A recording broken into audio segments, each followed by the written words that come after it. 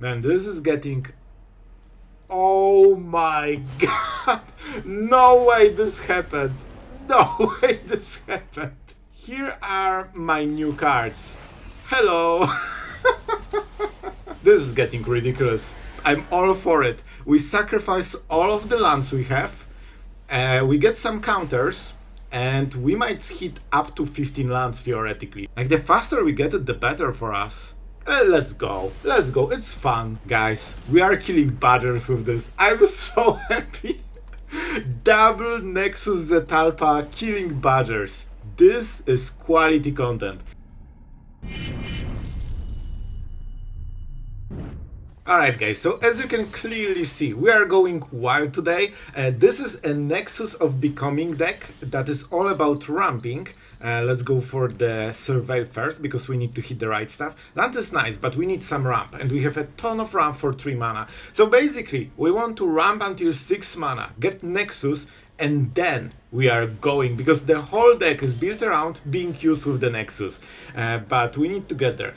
Each player first main phase, we can put a counter on a creature. Wait. We can ramp with our... Okay, we will decline now, but they will probably put a counter, and this allows us to ramp. I like elves, but we just need one. Now I need, something that gives me lands. That's a lot. So I would expect our opponent to put a counter and get mana, and then we can get 2 mana on the next turn, which means Nexus of Big... Bro, I have to say, this might be the most unlucky player in the history of Magic. We don't have a ramp because we didn't hit it, and our opponent is literally yes, please. Here's your counters. Thank you very much. Oh, yeah, I needed it. So here's Nexus of Becoming, because we can. And now, how about some Knights of Round? Was this the right choice? I think it is. I'm not super sure, but we are definitely going with this one. And there is a huge chance we'll actually get to the last chapter, which is +2/+2 and indestructible counter on every... What is going on? Our opponent dropping Ugins with Space Dragons? Alright, they didn't hit Nexus because it's colorless, and that's huge. Honestly, I don't think it's so bad. Like, if they swing all, then... Oh, they know that they need to protect Ugin. Okay, so... Wait, we could actually double spell? They probably have... No. We'll probably sweep the board. Which means we can get the mana for free.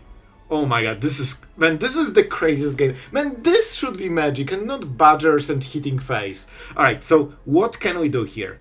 First, we drop this bad boy and we solve one of the weird problems. Okay guys, I think we still will do it. Because our deck should probably go harder than our... Wait! We can! We actually can! So this is Tyrant, which will draw us cards, get life, stuff like this, and now we can get Knights of Round, which is super hard to remove. And let's see. Man, this is a nice one. This is honestly the most crazy game of Magic I had in I think this year. So a pretty darn good start. Oh, do we get a rope? Do we get a rope after Knights? Oh, if our opponent cannot answer it, this will take over the game. Guys, I think our opponent is very unhappy with how the game went. But for us, we don't need to, because Nexus gives everything for free every turn. So we actually got ahead on this trade so hard, it's crazy. So oh, right, we have more stuff. How about a Worldsire? Bro, this is getting ridiculous. I'm all for it. We sacrifice all of the lands we have, we get some counters, and we might hit up to 15 lands theoretically. So we still got extra land, and we also get all the surveils, so our next draws will be better. So, and 18-18. An 18-18 with War 3 is also a pretty decent card. Let's get rid of this. I don't think they can defend it, so we'll hit face with the... Bro, this is Magic. I didn't imagine this game going so amazingly. Well guys, that was a full rope, and I think we kinda cooked with this one. Let's go, see what happens next. I will take the risk. If we can top deck untap land, we can go with Regent. If not, we will just slow down. I still think it's worth playing Surveillance, but sometimes they bite, Elves. Oh my god, thank you. Thank you, I told you, Schaffer is the best guy ever. I always say good things about the Schaffer, at least after this game.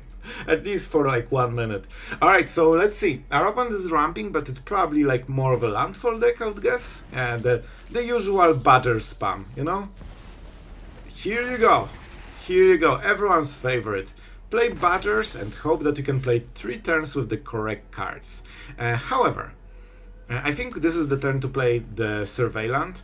We don't need more, right? It's 4, 5, 6 when we play.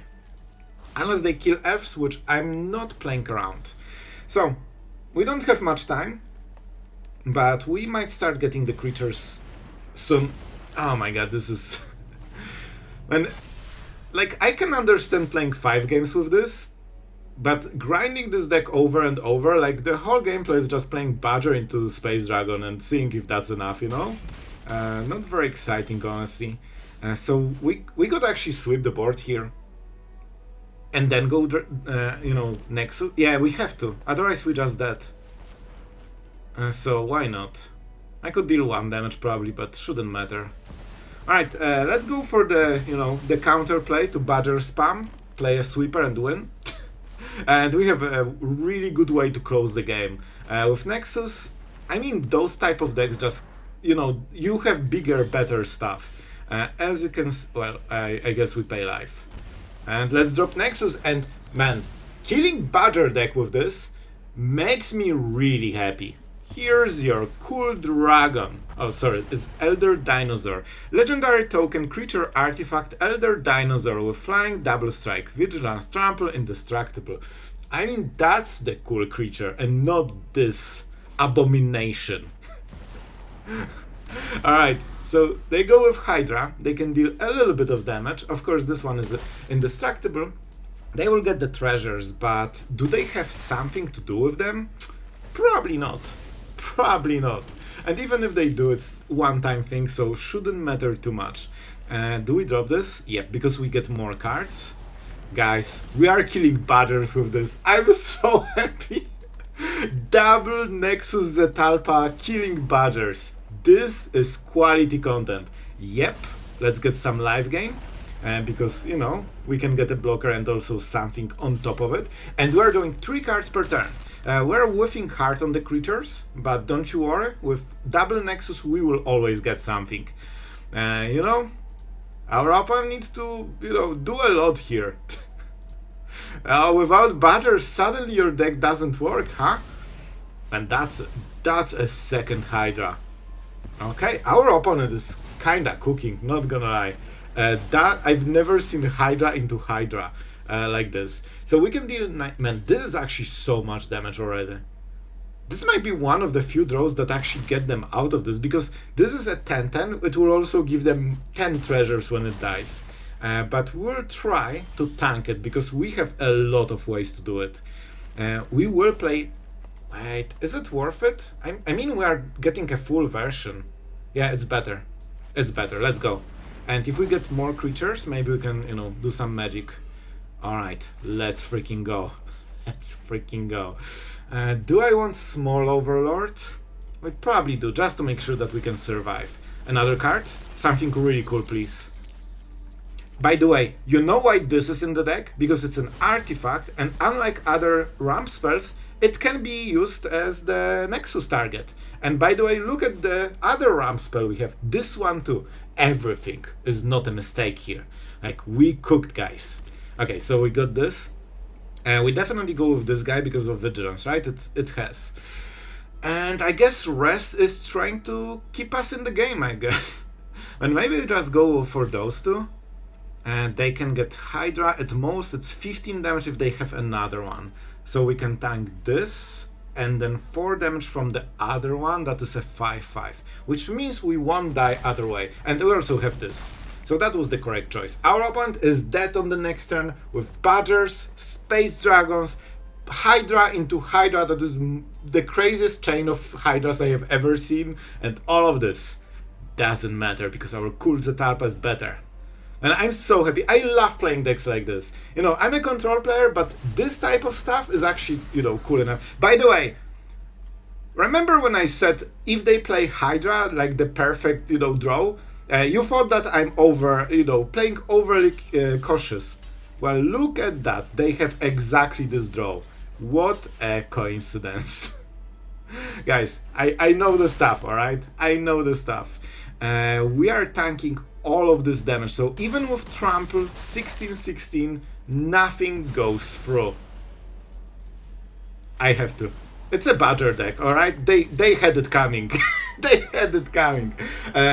Subscribe and like if you enjoyed this game.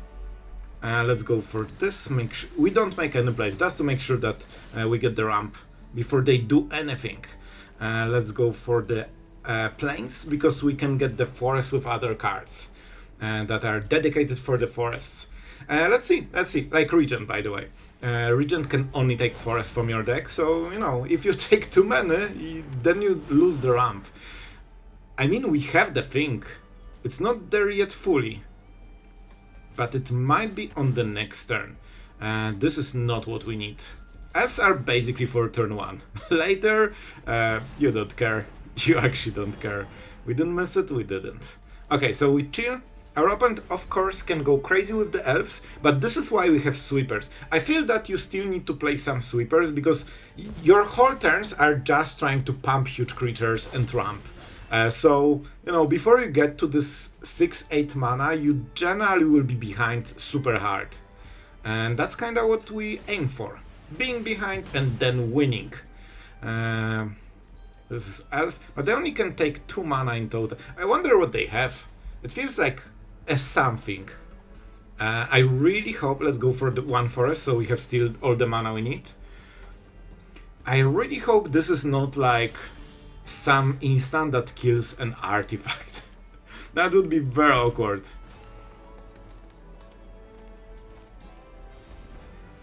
Listen, guys, let's freaking go. This is my play. I hope it goes through. It should go through, but this is mana for, like, you know, Assassin's Trophy that I've never seen this year, but it might be my first time when I play this cool artifact. No. Alright, we're doing a card. We can get 2 of them. No, don't be greedy. Just make Knights of Round. And by the way, the cool synergy. Knights, this one is indestructible. So you can waste Chapter 2, get, you know, or, yeah, Chapter 2. You lose the Knights, which is kind of fine, because you still have the next chapters, but your guy survives, and you are playing on empty board, basically. Of course, Tyvar can be indestructible, so that's a little bit on the awkward side. Alright, this one is kind of cool, honestly.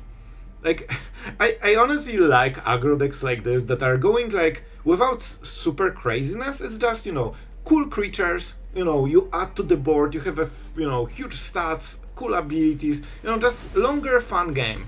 I think we should go more in this direction with aggro than, you know, just Badger and turn 3 Crater Hoof Behemoth, which is absolutely ridiculous. I've seen the Behemoth strategy like this first with the elves in Historic, and it was so much slower than this. It's actually crazy. But now we are taking over the game. Champions are super strong, but we want to probably drop this. I will start with this, even though we are losing a lot of stuff. They will only save Tyvar, and that's it. And let's stop this guy. I think we might have enough mana. No, we will have only 5, but we can always drop it. Okay, so they will protect Tyvar, but what is important? They are losing champions. They can get another champions, but they need to exile an elf, and that should help us, you know, take over the game a little bit. And soon we'll get full board of indestructible, you know, creatures. Oh, I didn't remember about this ability. I knew I liked the card, and I thought, okay, it's probably just Lord. And now I remember why I like the card. Yep, champions is like the one thing that keeps them going on cards. But we can get to 5 mana, which is not enough. Let's see if we can draw a creature that is very, very cool.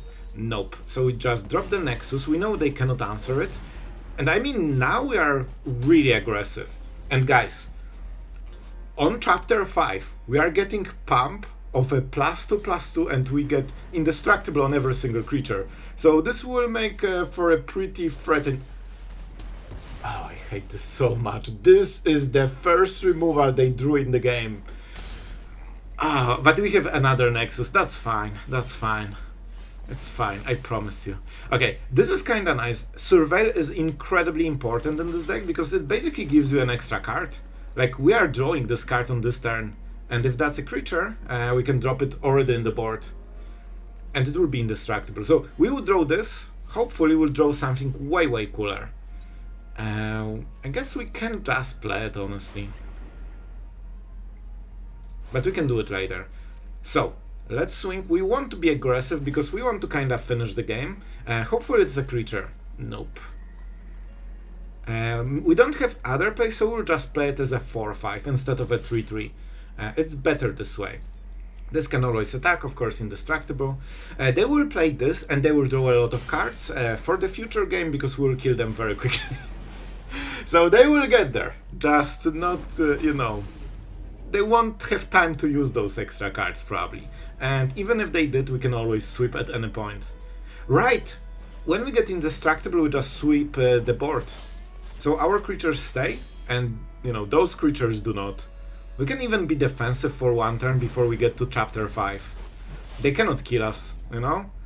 Like, even though it feels like maybe they can match our board, no, they can't, because all we need to do is pass a turn, get indestructible, and sweep the whole board with Day of Judgment, so our creature stays, they lose everything, and they just explode. Alright, we got the roots, which is really nice. So we don't play this, because we waste Surveil in this situation. Let's go for the plains. Honestly, pretty decent opening. Man, there is a chance we'll just hardcast Bahamut with this. This is how much mana we have. Sure. And because we have moment, man, this is actually great. So we start with this, because then we shuffle the library. Always keep it in mind, because one good draw can change the game.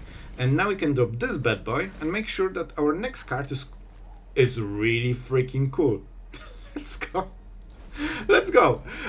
So our opponent is on turn 3, and I'll tell you, I think our turn 3 or 4 will be a little bit better. Oh, that's a cute vendor. Guys, they have a 3/3. That's terrifying. They will even scry. And we will have a freaking Bahamut on the next turn. Oh boy, this is getting pretty good. We could also go for the Worldsire and get tons and absolute tons of mana potentially if we hit right. And I'm not sure, man, do we go Bahamut? Like, the faster we get it, the better for us. Let's go, it's fun, and they also need to pay more. I could go for the vendor, but I want to tax them on mana. If they use the aura to get, you know, the roll, I mean, that means they have 2 or 3 mana for the whole turn. You know, I expect some sheltered, but maybe? You thought for a moment that they might not have sheltered. They're already touching some Nexus.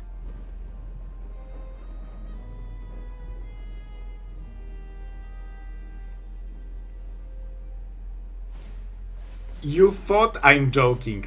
Guys, this happened so many freaking times that...